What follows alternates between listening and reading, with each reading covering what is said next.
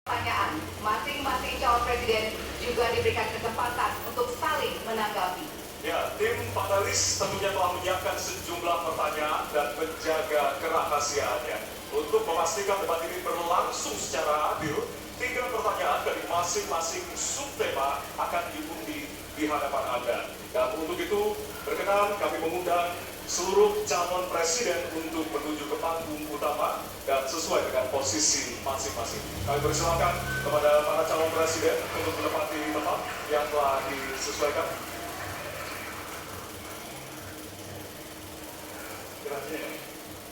Ya, hadirin, jika di segmen pertama kita memulai visi misi dari calon presiden nomor urut 1, maka pada segmen ini kita akan memulai pertanyaan kepada calon presiden nomor urut 2.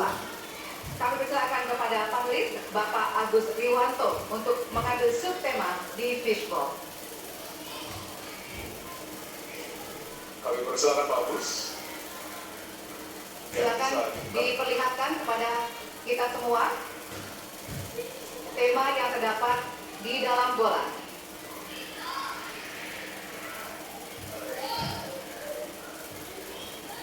Temanya adalah, diperlihatkan kepada moderator, HAM.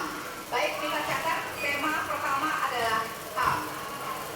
Baik, kami persilakan selanjutnya kepada panelis Bapak Ahmad Taufan Damanik untuk bisa mengambil pertanyaan dari Fisco. Baik, bolanya bisa ditunjukkan Pak. Oke, huruf A, artinya itu adalah amplop A untuk hak asasi manusia. Baik, pertanyaan hanya akan dibacakan 1 kali. Pertanyaan untuk calon presiden nomor urut 2 adalah tema HAM, huruf A. Saya akan buka amplopnya Bapak Ibu sekalian, masih disegel.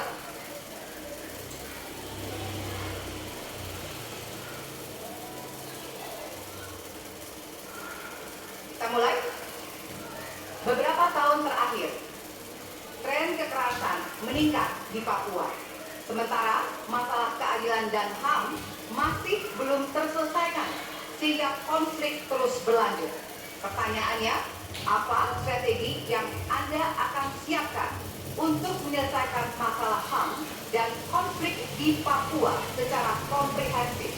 Waktu menjawab 2 menit dimulai dari sekarang. Masalah Papua adalah rumit karena di situ terjadi suatu gerakan separatisme, dan gerakan separatisme ini kita sudah ikuti cukup lama. Kita melihat ada campur tangan asing di situ, dan kita melihat bahwa kekuatan-kekuatan tertentu selalu ingin Indonesia disintegrasi dan pecah. Untuk itu memang masalah hak asasi manusia itu menjadi sesuatu yang harus kita utamakan, dan diantaranya juga kita harus lindungi seluruh rakyat Papua, karena di situ kelompok teroris sekarang itu menyerang orang-orang Papua sendiri, rakyat yang tidak berdosa, perempuan, orang tua, anak kecil yang tidak bersenjata, diteror oleh kelompok teroris separatis ini. Jadi rencana saya pertama adalah tentunya menegakkan hukum, memperkuat aparat-aparat di situ, dan juga mempercepat pembangunan ekonomi. Dan Presiden Joko Widodo adalah presiden di Republik Indonesia yang paling banyak ke Papua, Kalau tidak salah sampai hari ini beliau sudah lebih dari 19 kali ke Papua.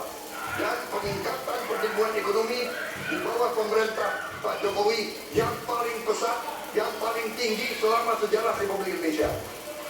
Jadi yang saya katakan, saya akan lanjutkan, kita harus membawa kemajuan ekonomi, sosial, services yang terbaik untuk rakyat Papua, melindungi rakyat Papua dari keganasan para separatis dan teroris, dan menjamin penegakan hak asasi manusia. Terima kasih.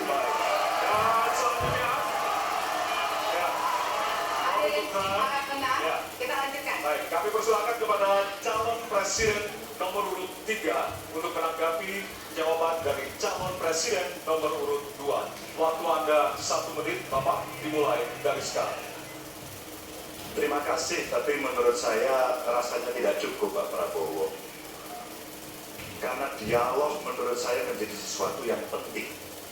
Agar seluruh kekuatan yang ada di sana, seluruh kelompok yang ada di sana bisa duduk bersama untuk menyelesaikan itu. Itu menurut saya roots masalahnya. Pertanyaan saya simpel saja.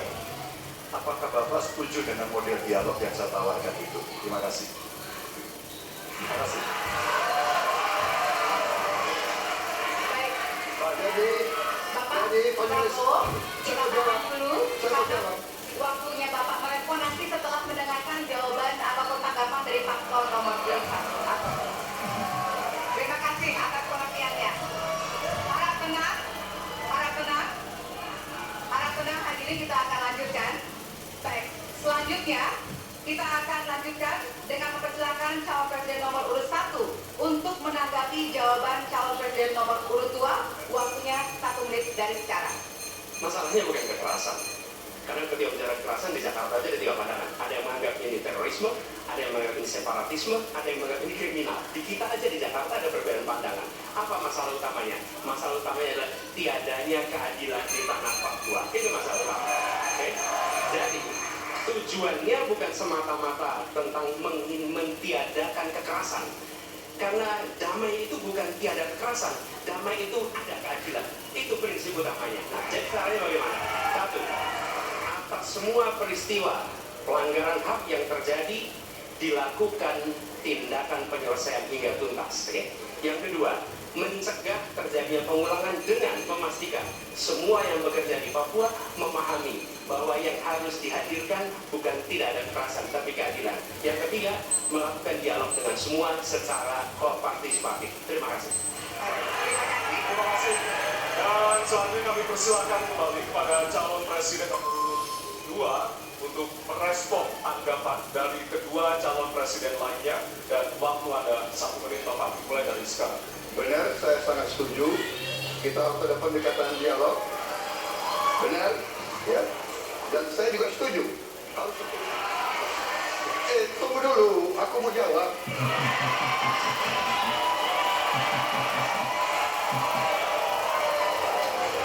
Jadi, benar keadilan.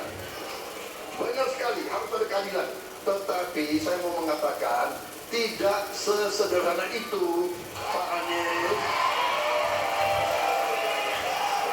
Ada faktor-faktor lain, Pak Anies.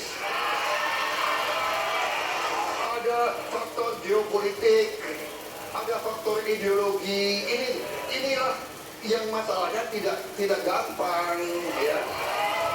Tetapi saya pendapat kita harus tegakkan keadilan. Kita harus dialog. Ini masalah bangsa. Ini harus kita, semua kekuatan harus kita rangkul.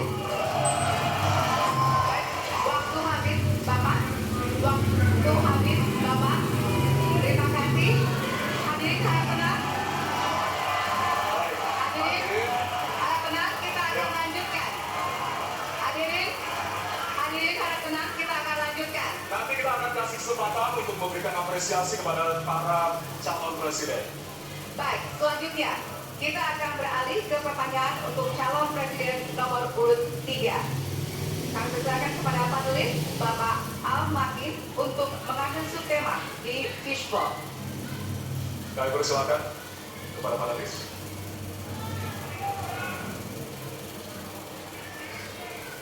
Ya, Ibu Silakan. terlebih dahulu, Pak.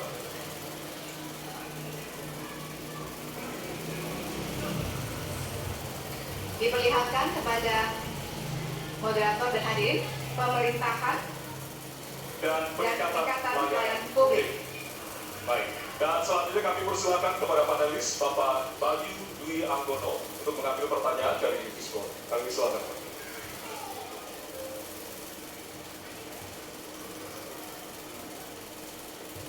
Bisa ditunjukkan amplop C. Amplop C untuk pemerintahan dan peningkatan pelayanan publik.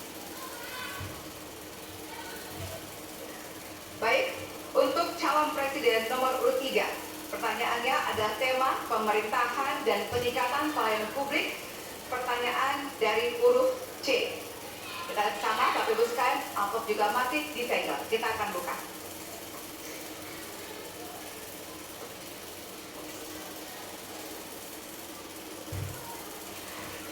Indeks pelayanan publik di Indonesia stagnan. Sementara Undang-Undang Pelayanan Publik menghendaki persamaan perlakuan dan memperhatikan kepentingan khusus kelompok rentan, perempuan, anak, dan disabilitas. Pertanyaannya, apa program strategis Anda untuk meningkatkan kualitas pelayanan publik yang berkeadilan? Waktu 2 menit dimulai dari sekarang. Kebetulan saya punya pengalaman 10 tahun menangani soal ini. Mengajak mereka berpartisipasi sejak awal. Satu, menghadirkan dalam setiap musrenbang kelompok perempuan, penyandang disabilitas, anak-anak, kelompok rentan yang lain termasuk orang tua. Kenapa? Agar mengambil keputusan mereka aware, mereka peduli apa yang mereka rasakan. Kesetaraan dalam perencanaan pembangunan itulah yang kita harapkan bisa merepresentasikan apa yang mereka harapkan. Sehingga fisiknya kalau bangun mereka paham mana yang akan menggunakan, sehingga tidak ada lagi protes pada soal itu. Kedua, dari sisi aparaturnya mesti ada kontrol publik. Maka kalau saya membuat pengalaman kami membuat pelapor GUP sebagai satu ruang komplain publik yang pemerintah nggak boleh baperan, pemerintah harus menerima seluruh masukan dan kritikan. Inilah yang akan kita angkat menjadi government super apps. Sehingga ketika itu tidak berjalan, pemerintah tertinggilah yang harus kemudian mengambil alih itu, sehingga pelayanan akan bisa jauh lebih baik, sehingga kelompok-kelompok ini harus mendapatkan afirmasi. Pak Adanya, masih ada waktu? Cukup. Baik. Baik, terima kasih. Ya, dan kami persilakan kepada calon presiden nomor urut 1 untuk menanggapi jawaban dari calon presiden nomor urut 3. Waktu Anda 1 menit dimulai dari sekarang. Prioritaskan pada pelayanan mereka yang rentan. 1, penyandang disabilitas, 2, perempuan, terutama ibu hamil, 3, anak-anak dan lansia. Itu prioritas. Kemudian pelayanannya, buatkan pelayanan yang transparan dan terukur. Pelayanan pemerintah itu tidak ada yang baru. Semua yang dilayani pemerintah itu hal yang berulang. Jadi kalau disebut masalah itu pasti pernah terjadi sebelumnya, pasti berulang. Lalu apa yang dikerjakan? Kami buat ketika dulu di Jakarta namanya Jaki. Jaki adalah sebuah super apps yang membuat setiap pelayanan ada ukurannya. Contoh, bila lapor pohon tumbang, maka kami memberikan arahan kepada jajaran berapa jam harus beres. Ketika dikatakan ada laporan tentang peristiwa X, maka berapa waktunya harus beres. Semua ukuran pelayanan dibuat transparan. Lalu publik yang melapor tahu persis, saya lapor kapan, harus selesai kapan. Dengan begitu standarisasi akan bisa terjadi. Terima kasih.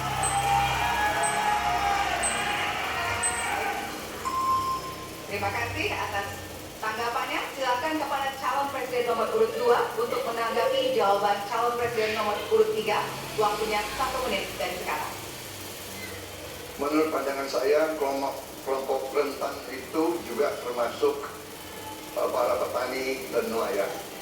Dan yang saya dapat pas saya keliling, khususnya di Jawa Tengah, Pak Ganjar, petani-petani di situ sangat sulit dapat pupuk. Dan mereka mengeluh dengan kartu tani yang Bapak luncurkan, ini mempersulit mereka dapat pupuk.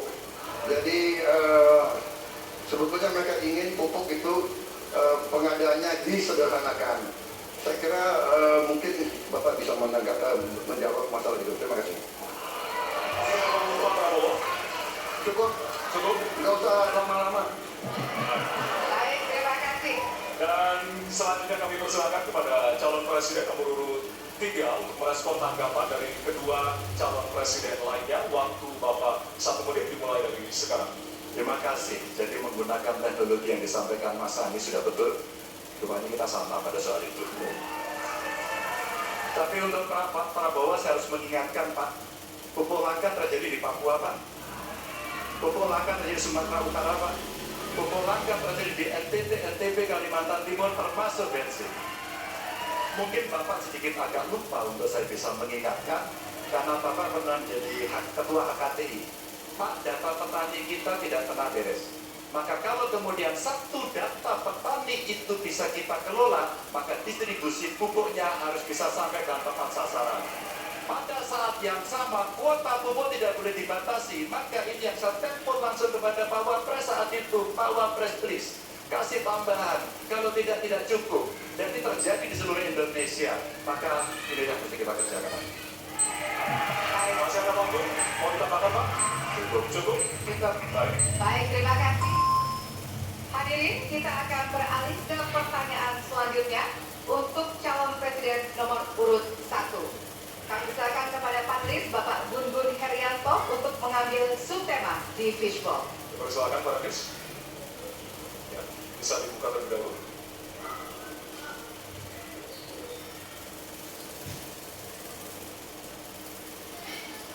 Tema ketiga adalah penanganan disinformasi dan kerukunan warga. Baik, kami persilakan untuk selanjutnya kepada panelis Bapak Hairul Fakih untuk mengambil pertanyaan di fishbowl.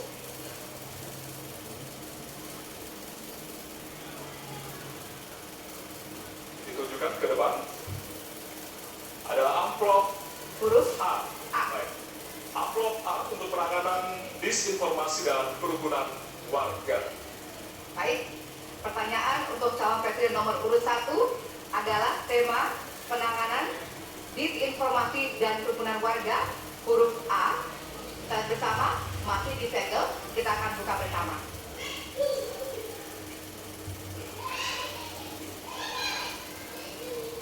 Sejauh ini masih banyak ditemukan kasus-kasus persekusi, kekerasan, dan diskriminasi oleh satu kelompok masyarakat terhadap kelompok lainnya.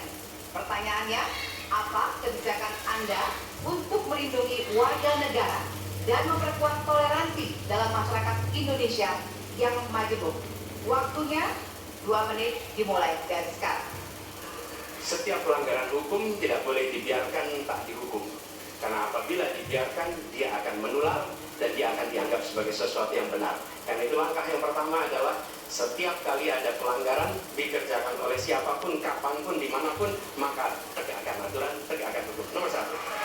Ya, yang kedua, ketika kita berbicara kerukunan, maka kita harus melakukan usaha berkomunikasi dengan semua.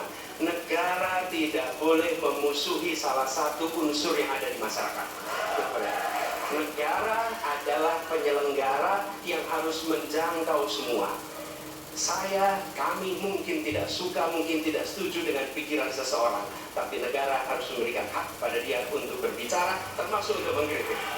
Sehingga ada ruang kebebasan kepada rakyat untuk menyampaikan pendapatnya. Jadi, kita harus sadar, negara bukan mengatur pikiran, negara bukan mengatur perasaan, negara mengatur tindakan. Di situ kita atur. Dan bila melanggar, maka itu dilakukan tindakan penegakan hukum. Lalu, ketika sampai kepada usaha untuk menjangkau semua, pasti komunikasi dilakukan. Tapi selalu saja ada peristiwa pelanggaran, ada peristiwa kekerasan, dan seringkali rakyat tak tahu kemana harus melaporkan. Dan ketika mereka berhadapan dengan pihak lain, seringkali mereka membutuhkan bantuan hukum. Karena mereka berhadapan dengan berbagai unsur yang ada di masyarakat. Karena itu kami merencanakan membuat sebuah program yang disebut sebagai online untuk pelayanan pengacara gratis.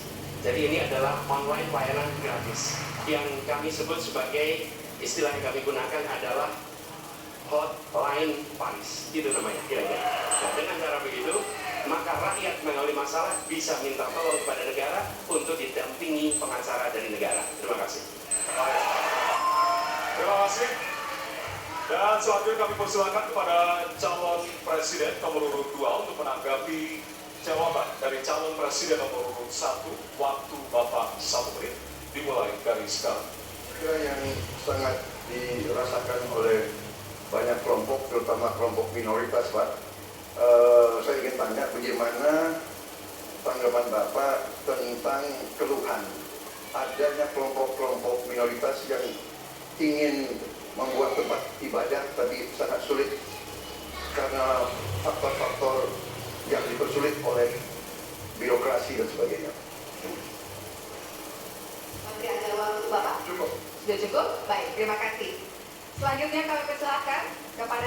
presiden nomor urut 3 untuk menanggapi jawaban calon presiden nomor urut 1. Waktunya 1 menit, dimulai dari sekarang.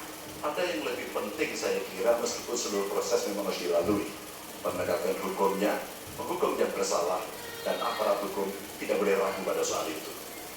Tapi ketika kemudian kita kembalikan pada persoalan yang potensial muncul, itulah kenapa Pak Mahfud kemarin di Sabang berbicara dengan banyak tokoh agama, agar di samping pendidikan agama, mereka memberikan juga pendidikan budi pekerti, agar kemudian dia bisa mengerti sejak awal bagaimana berbeda dalam suku, agama, golongan, sehingga mereka akan bisa bareng-bareng memahami. FKUB, tokoh masyarakat semua dilibatkan dalam proses keseharian dalam pengambilan keputusan.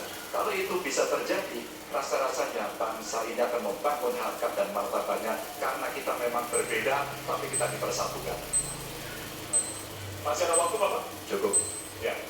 Dan selanjutnya, kami persilakan kepada calon presiden nomor urut 1 untuk merespon tanggapan dari kedua calon presiden lainnya, dan waktu Bapak 1 menit dimulai dari sekarang. Terima kasih Pak Prabowo. Perlu kami sampaikan bahwa ketika kami bertugas di Jakarta, maka ada begitu banyak izin-izin gereja yang mandek 30 tahun, 40 tahun dan tuntas dibereskan. Oke, antrian yang amat panjang yang tidak pernah selesai, dan kemudian banyak kelompok agama dari mulai Buddha, Hindu, Kristen yang mengalami kesulitan mendirikan tempat ibadah, mereka menerima izin tempat ibadah dan mereka bisa beribadah dengan baik. Dan kalau boleh saya laporkan, dalam sejarah Gubernur Jakarta yang paling banyak memberikan izin rumah ibadah adalah Gubernur Anies Baswedan. Termasuk ketika umat Islam mau mendirikan masjid dan tidak bisa mendapat izinnya, saya bicara. Ketika umat Kristen mau mendirikan gereja tidak bisa mendapatkan izin dari masyarakat, saya bicara. Dan semuanya akhirnya mendapatkan izin untuk bisa beribadah. Terima kasih. Baik, sudah cukup Bapak? Masih ada waktu? Cukup ya? Baik, terima kasih. Kita berikan tepuk tangan buat calon presiden 2024. Kami persilakan kepada Bapak-Bapak untuk kembali ke tempat. Ya, kami persilakan Bapak untuk kembali ke tempat. Ya. Kita masih ada beberapa segmen dan juga beberapa subtema yang tentunya nanti kita akan bahas di segmen-segmen berikutnya. Dan tentunya kami akan masuk ke bagian debat yang lebih hangat dengan tentunya saling menanggapi antara pasangan calon presiden satu dengan yang lainnya. Baiklah, untuk tetap bersama